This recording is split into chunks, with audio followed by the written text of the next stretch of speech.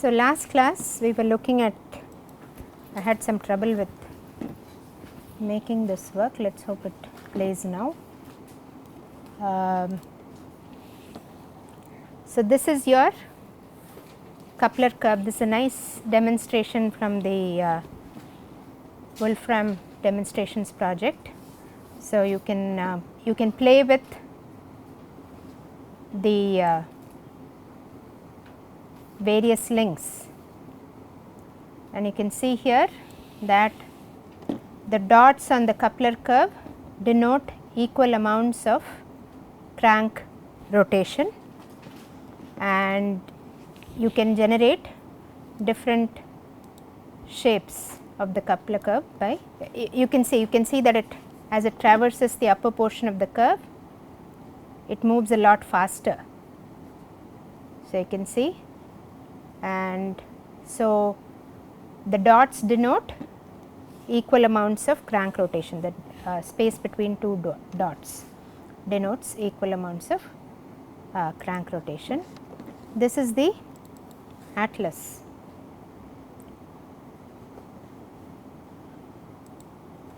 Again, you can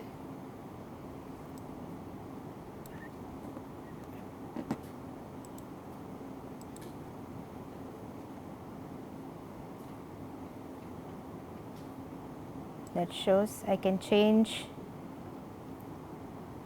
the location of the point, and you can see that I can get very different curves, very fancy curves, right. So,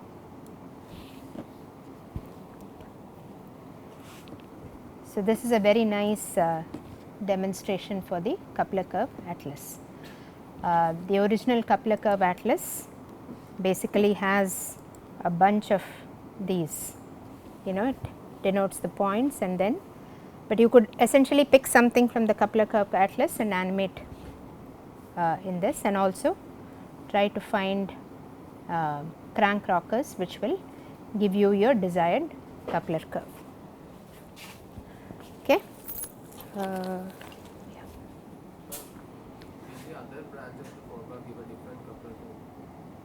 The other branch of the 4 bar, yes, yeah, because the point will be, it's a different motion, right, for the coupler. The coupler motion will be different. So, because if you look at, that's something we will look at today, but if you look at the motion of the coupler with respect to the fixed link, you can describe it as a pure rolling of the moving centrode on the fixed centrode. Does anybody remember what a centrode is? You know the instant center of rotation for a 4 bar, right? So, if you look at, I was going to do that today, but since you asked, we will get to that. Hold on. So, if you look at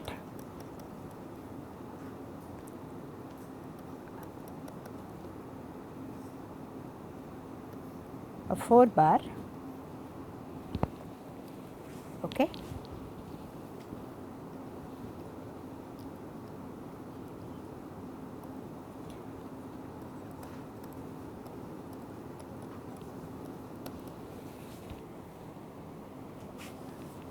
Now, you remember the concept of instant centers. An instant center is a point that is common to two links, and it has the same velocity in both the links. So, if you consider it as a point on say links 1 and 3, okay, it would have the same velocity as the bodies move, as the linkage moves. That point will have the same velocity whether you consider it as a point on link 3 or as a point on link 1, if we are talking about I13. Okay. So, that is the definition of the instant center, and we know from the what theorem?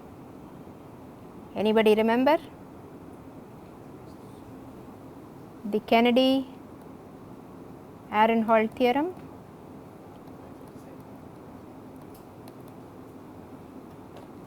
That if you have three bodies moving with respect to each other in a plane, then their instant centers of rotation lie on the same line.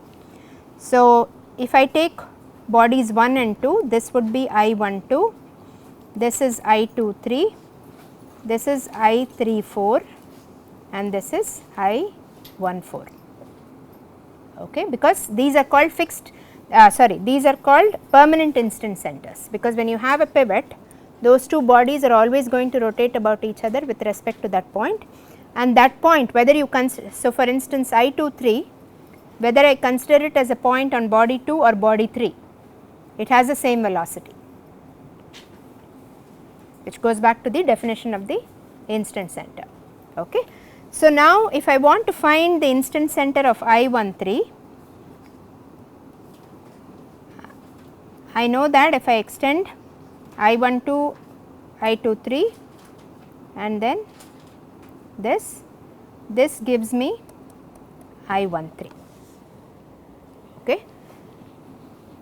So, from the Kennedy Aaron-Hall theorem, I can locate I13 on the intersection of the lines through I12, I23 and I14, I34.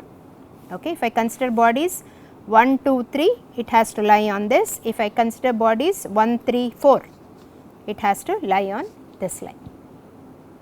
Okay. So, now I13 is a point that is common to body 1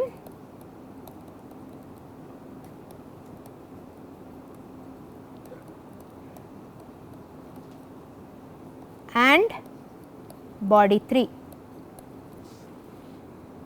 okay, and it has as the same velocity on both the bodies at that particular instant. See, because as the linkage moves, the location of I13 is going to change, it is not going to stay the same. So, if it has the same velocity at this instant, if it has the same velocity whether you consider it as part of body 1 or body 3, what is the velocity of I13 at this instant?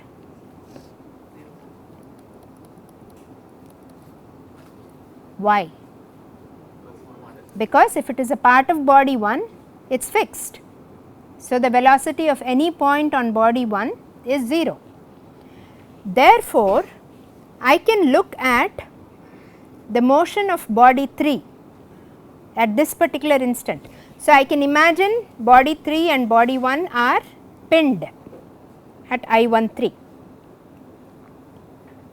So, at this particular instant, the motion of body 3 can be described as a pure rotation about I13. Okay. So, that is the concept of the instant center, and extending it, what you can do is, if I plot this I13 as this body moves. So, I13 at this position, it is this. Now, when this moves to another position, okay,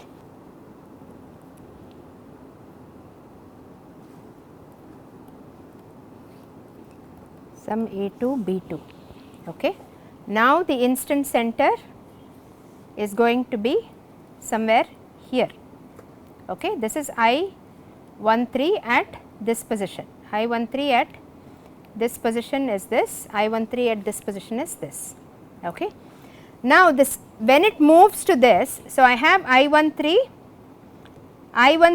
if I plot I13 in position 1 on the coupler, it would have moved to, I can just locate it as a coupler point, right. So, it would have moved to say some point here. This is I13 on the coupler, the one that was in position 1, if I plot it as part of the coupler. When it moves to this point will coincide with this. Okay. So, similarly, for all the instant centers, I can plot. So, at when that is the instant center, the 2 points will coincide. Okay, there will be different points on the coupler that will coincide with a point. So, if I just plot the instant center on the fixed link, say this is the instant center on for the position 1 on the fixed link, and this is the one on the coupler. Okay. So, as the coupler moves, this point will move. On the fixed link, it stays the same. So, if I plot all the instant centers on the fixed link, I will get what is known as my fixed centroid. The fixed centroid is the locus of I13, okay, on the fixed link. The same points if I plot on the coupler, okay, I will get another curve, and that curve will be called the moving centroid. So, the locus of I13 on the coupler will be the moving centroid. I will show you a couple of videos that I have that will make this clearer. Okay, but you see how in this point, this is the location of I13. When the coupler moves, that is going to take some other position, this particular point. Something else may be the instant center, but I am talking about the locus of, you know, what was the instant center and how it moves on the coupler. So for yeah. every positional linkage that you choose, you will have a separate I13, right? Yes. That means that if you will have a separate locus for each moving centroid, depending on which I13 we choose. Like, there is only one I13 at a particular position. but if you fix that, then we'll have a separate moving centroid for that point. So, the reason you have a different curve for the moving centroid is because that point keeps changing. See, look at this, look at this 4 bar here. Okay. If I plot I13, okay, at various positions, okay, just move link 3, okay, I am moving OA, OB is my fixed link, and I plot I13. This is what I will get, this fixed centroid. This is the centroid that I will get. This is my fixed centroid. Now, instead I fix link 3.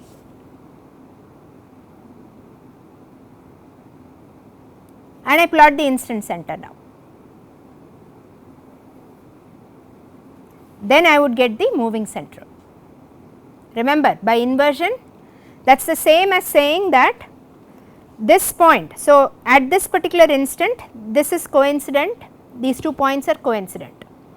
When the coupler moves, this point is going to a different point. It is going to move to a different location on the coupler. If I take the coupler as a body and I mark this point, okay, at this instance, this is the instant center. Then as the coupler moves, that is going to go to a different location. The instant center for that, for the new thing will be something else. This is just a point on the coupler I am marking. For position 1 is I13. Okay, so the locus of all those points on the coupler. So what happens is, the motion of the 4 bar is essentially the rolling of this fixed centroid on the moving centroid. So I can remove all the other links, and if I have something that is shaped like the fixed centroid and something that is shaped like the moving centroid, then the motion of the coupler with respect to the fixed link is the same as the rolling of the moving centroid over the fixed centroid. I will show you. So, look at this, the blue curve, okay, this you can see the point there, the intersection. So, you see the IC, can I write on this? Okay. So, you see the IC, The problem with this is it's a GIF, so I can't stop it at any point, but you can see that you see the point there, the blue, the green is rolling on the blue curve, and you see the point of contact at each instant is the instant center. Okay, I will show you a couple more. So, you have the fixed centroid which is in blue here, you can see the instant center as that yellow point that you see, and the motion of the 4 bar can be replicated by the rolling of the moving centroid on the fixed centroid. It's an idea that takes a little while to wrap your head around. Okay, but this is, so look at this one. You see the instant center there. So, the blue one stays stationary, that is your fixed centroid. You can see that the yellow point is always on the blue curve, okay, but it comes into contact with different points on the green curve. The green curve is your moving centroid. At different instances, different points on the moving centroid come into contact with the fixed centroid at the location of the instant center, because it is rolling, because at that point what is the velocity of that point? At that instant it is 0. So, it is pure rolling of the moving centroid on the fixed centroid that replicates the motion of the coupler. So, you can remove those other 2 links, links 2 and 4, and you can replicate the motion of the coupler as a pure rolling of the moving centroid on the fixed centroid. Okay.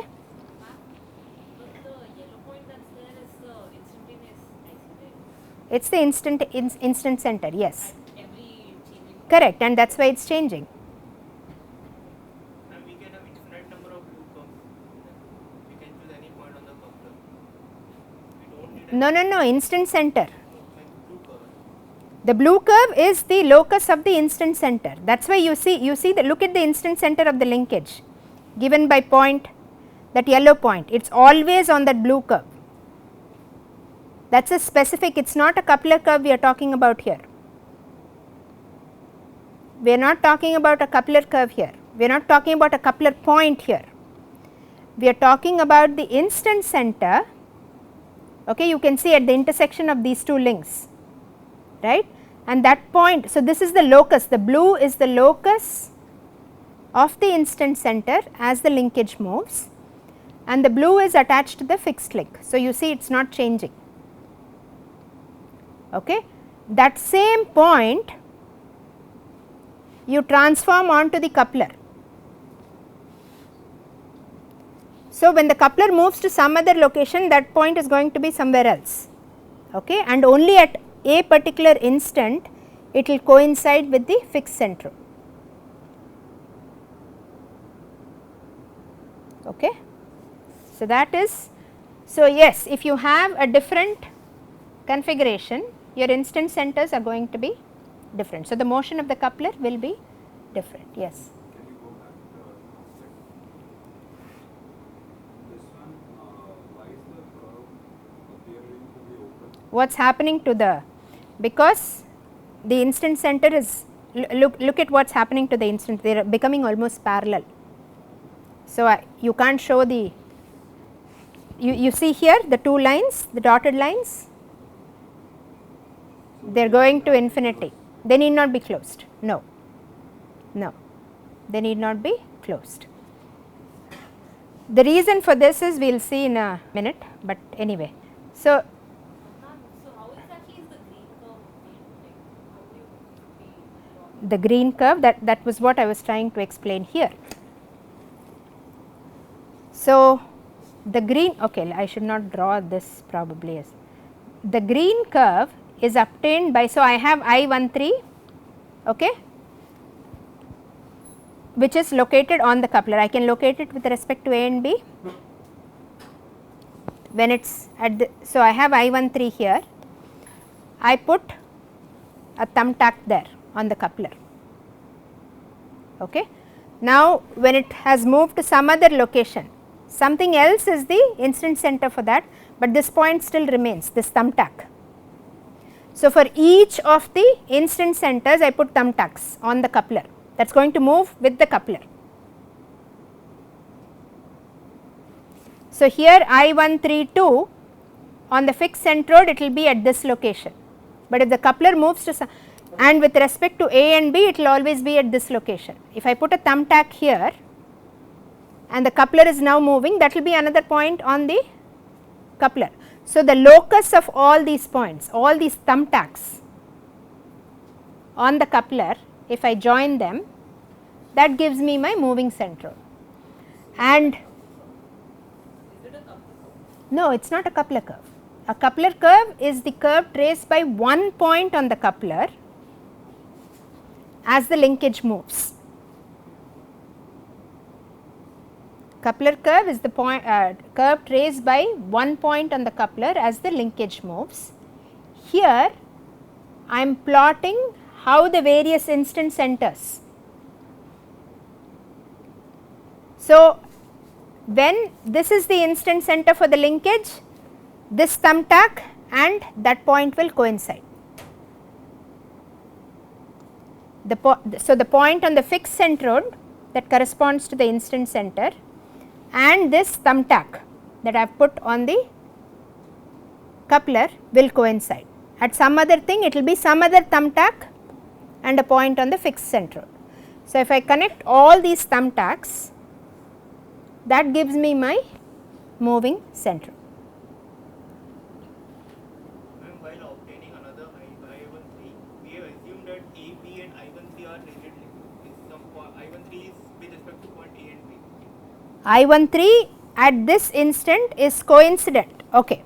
I13 whether you consider it as a point on link 3 or as a point on link 1, which is the ground. So, the absolute location of I13 is always going to be that. So now in another question, I am seeing I13 with respect to new position of AB. Exactly. So I13 the means I can consider I13 as a part on the coupler itself. Yes, that is exactly how I am getting the moving centroid. So it's a coupler coupler. No, but it is not the instant center keeps changing. The instant center at one orientation of the coupler is not the same as what it is going to be at some other orientation of the coupler. Whereas a coupler curve, that point does not change. So, here it is this. Okay. So, this is one point on the moving centroid. This is another point on the moving centroid. What would be the location of this point on the coupler when the coupler is in this position? I would have to, so in the first position if I locate, see I have A, B, this is my point. So, this would be somewhere here, or this would be I13 of 2 in the first position, right, because it is below AB. Okay. So, this would also be a point on the moving centroid, because in the first position when it comes to, okay, if this is position 1 and this is position 2, in position 1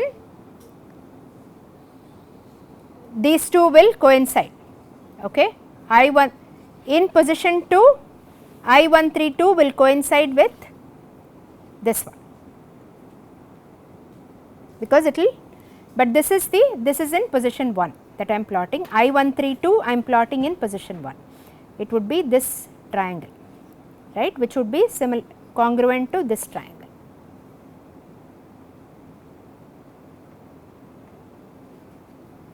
I am plotting the relative location.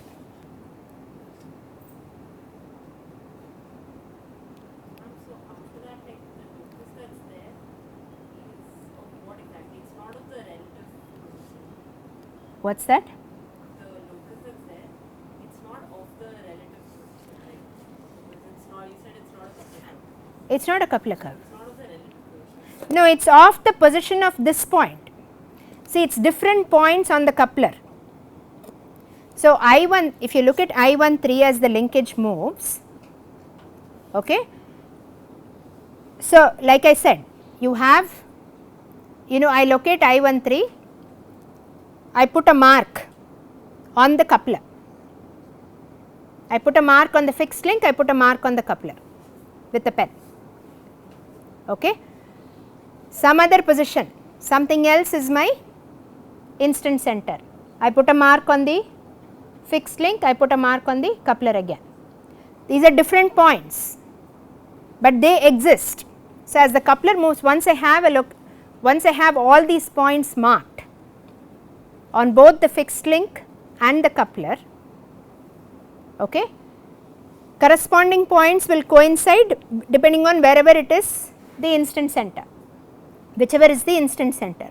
But if I look at it separately, I am going to get a curve which is all the points on the coupler, all the points on the fixed link, all the points will be the fixed centroid, points on the coupler will be the moving centroid. The reason I wanted to talk about the centroid was because it relates to the location of the cusp in the coupler curve. We talked about these double points or cusps where, let me see, okay, take a simple case of this, cylinder rolling on a plane. Okay. Now, if I look at this, so you know that the instant center for rolling is the point of contact. For pure rolling, that is your instant center, that is the point with velocity equal to 0. So, it is the point that is common to both the rolling disc and the surface that has 0 velocity. Now, if I look at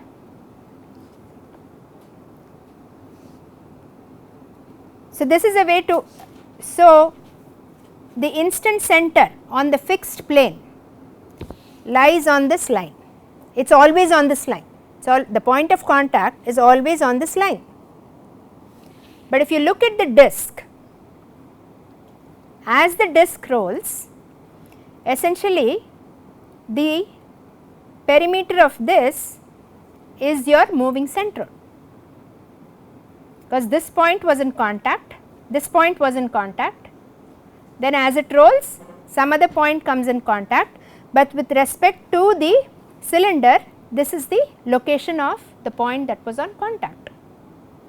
So, for this is my moving centroid and this is my fixed centroid. Okay.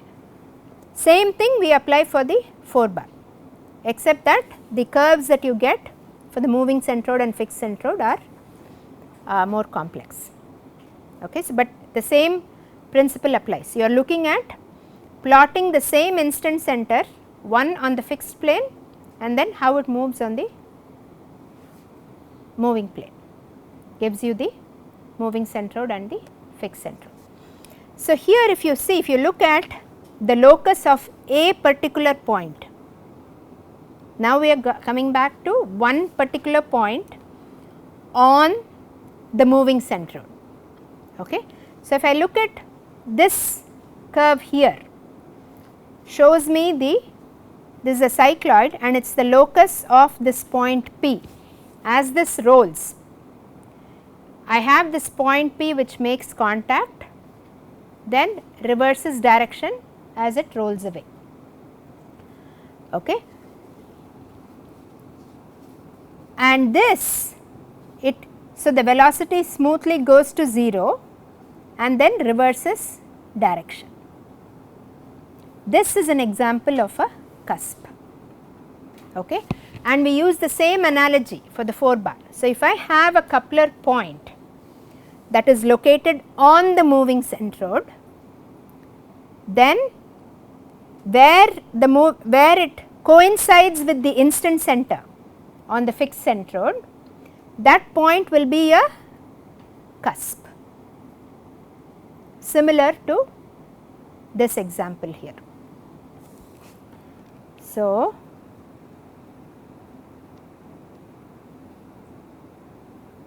see, this is another one. You see the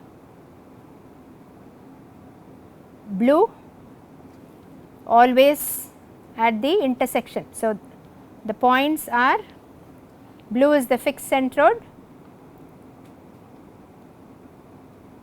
and the moving centroid rolls on the fixed centroid, and at that point they are coincident. The point of contact between the moving centroid and the fixed centroid is the instant center. So, here if I take a portion of, so I have the coupler base AB and I take the moving centroid and I take points on the moving centroid C, D, E and F. Okay. So, with respect to AB, C is located like this. So, this is C1. So, at the instant that this point, this coupler point coincides with intersects the fixed centroid, that point is going to be a cusp, similar to, because at that instant it is going to roll with respect to that point. It is rolling, that becomes the point of contact as the moving centroid rolls with respect to the fixed centroid, and that gives you a cusp which is very useful for reversal of motion without any shock, because the velocity goes to 0 and then reverses direction. So, that is a very useful feature for using coupler curves.